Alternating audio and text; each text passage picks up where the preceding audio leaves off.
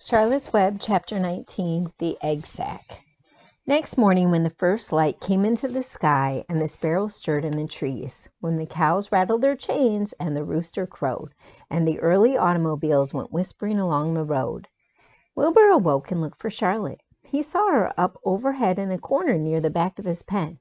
She was very quiet. Her 8 legs were spread wide. She seemed to have shrunk during the night. Next to her, attached to the ceiling, Wilbur saw a curious object. It was a sort of sack or cocoon. It was peach-colored and looked as though it were made of cotton candy. "Are you awake, Charlotte?" he said softly. "Yes," came the answer. "What is that nifty little thing? Did you make it?" "I did indeed," replied Charlotte in a weak voice. "Is it a plaything?" "Plaything? I should say not. It is my egg sack, my magnum opus." "I don't know what a magnum opus is," said Wilbur. "That's Latin," explained Charlotte. "It means great work. This egg sack is my great work, the finest thing I have ever made." "What's inside it?" asked Wilbur. "Eggs? 514 of them," she replied. 514, said Wilbur. "You're kidding."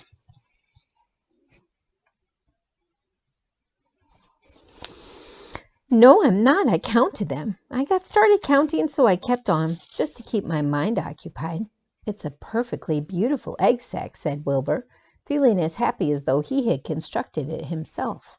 "Yes, it is pretty," replied Charlotte, patting the sack with her 2 front legs. "Anyway, I can guarantee that it is strong. It is made out of the toughest material I have. It is also waterproof. The eggs are inside and will be warm and dry." "Charlotte," said Wilbur dreamily, "are you really going to have 514 children?" "If nothing happens, yes," she said.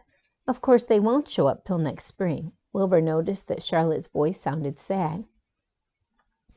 "What makes you sound so downhearted? I should think you'd be terribly happy about this."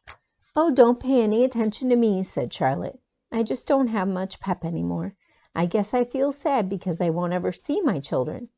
"What do you mean you won't see your children? Of course you will. We'll all see them. It's going to be simply wonderful next spring in the barn cellar with 514 baby spiders running around all over the place. And the geese will have a new set of goslings, and the sheep will have their new lambs." "Maybe," said Charlotte quietly. "However, I have a feeling I'm not going to see the results of last night's efforts. I don't feel good at all. I think I'm languishing, to tell you the truth." Wilbur didn't understand the word languish, and he hated to bother Charlotte by asking her to explain, but he was so worried he felt he had to ask. "What does languishing mean?" "It means I'm slowing up, feeling my age.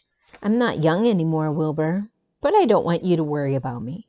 This is your big day today. Look at my web. Doesn't it show up well with the dew on it?"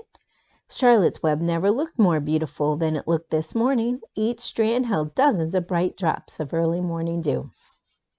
The light from the east struck it and made it all plain and clear. It was a perfect piece of designing and building.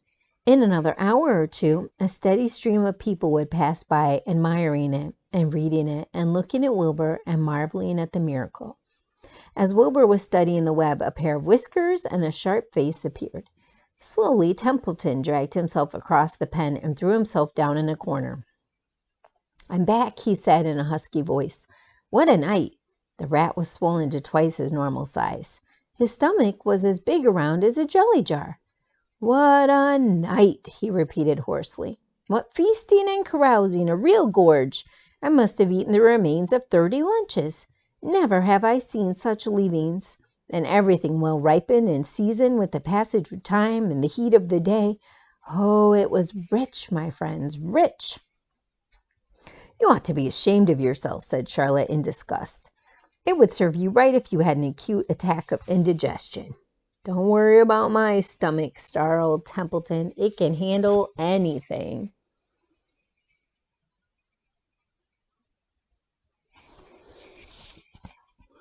"And by the way, I've got some bad news. As I came past that pig next door, the one that calls himself Uncle, I noticed a blue tag on the front of his pen. That means he has won first prize. I guess you're licked, Wilbur. You might as well relax. Nobody's going to hang any medal on you. Furthermore, I wouldn't be surprised if Zuckerman changes his mind about you. Wait till he gets hankering for some fresh pork and smoked ham and crisp bacon. He'll take the knife to you, my boy."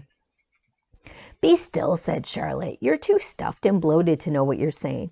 Don't pay any attention to him, Wilbur." Wilbur tried not to think about what the rat had just said. He decided to change the subject. "Templeton," said Wilbur, "if you weren't so dopey, you would have noticed that Charlotte has made an egg sac. She is going to become a mother. For your information, there are 514 eggs in that peachy little sack." "Is this true?" asked the rat, eyeing the sack suspiciously. "Yes, it's true," sighed Charlotte. "Congratulations," murmured Templeton. "This has been a night." He closed his eyes, pulled some straw over himself, and dropped off into a deep sleep. Wilbur and Charlotte were glad to be rid of him for a while. At 9 o'clock, Mr. Arable's truck rolled into the fairgrounds and came to a stop at Wilbur's pen. Everybody climbed out. "Look," cried Fern. "Look at Charlotte's Web. Look what it says." The grown-ups and the children joined hands and stood there studying the new sign. "Humble," said Mr. Zuckerman. "Now, isn't that just the word for Wilbur?" Everyone rejoiced to find that the miracle of the web had been repeated. Wilbur gazed up lovingly into their faces. He looked very humble and very grateful. Fern winked at Charlotte. Lurvy soon got busy. He poured a bucket of warm slops into the trough. And while Wilbur ate his breakfast, Lurvy scratched him gently with the smooth stick. "Wait a minute," cried Avery. "Look at this." He pointed to the blue tag on Uncle's pen. "This pig has won first prize already." The Zuckermans and the Arables stared at the tag. Mrs. Zuckerman began to cry. Nobody said a word. They just stared at the tag. Then they stared at Uncle. Then they stared at the tag again. Lurvy took out an enormous handkerchief and blew his nose very loud. So loud, in fact, that the noise was heard by stable boys over at the horse barn. "Can I have some money?" asked Fern. "I want to go out on the midway." "You stay right where you are," said her mother. Tears came to Fern's eyes. "What's everybody crying about?" asked Mr. Zuckerman. "Let's get busy. Edith, bring the buttermilk." Mrs. Zuckerman wiped her eyes with her handkerchief. She went to the truck and came back with a gallon jar of buttermilk. "Bath time," said Zuckerman cheerfully. He and Mrs. Zuckerman and Avery climbed into Wilbur's pen.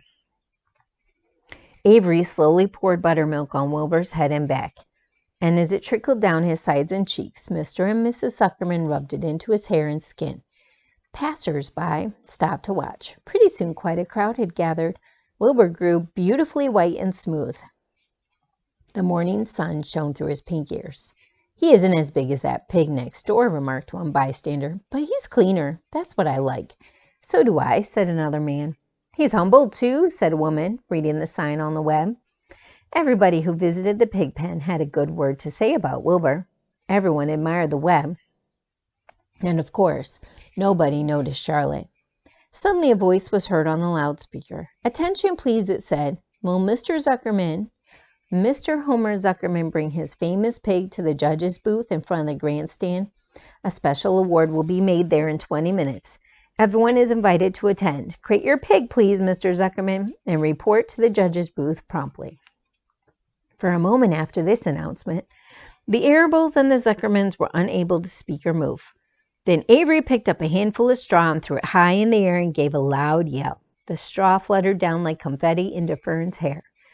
Mr. Zuckerman hugged Mrs. Zuckerman. Mr. Arable kissed Mrs. Arable. Avery kissed Wilbur. Lurvy shook hands with everybody, and Fern hugged her mother. Avery hugged Fern. Mrs. Arable hugged Mrs. Zuckerman. Up overhead, in the shadows of the ceiling, Charlotte crouched unseen, her front legs encircling her egg sac. Her heart was not beating as strongly as usual, and she felt weary and old, but she was sure at last that she had saved Wilbur's life, and she felt peaceful and contented. "We have no time to lose," shouted Mr. Zuckerman. "Lurvy, help with the crate." Here's a picture of everyone celebrating.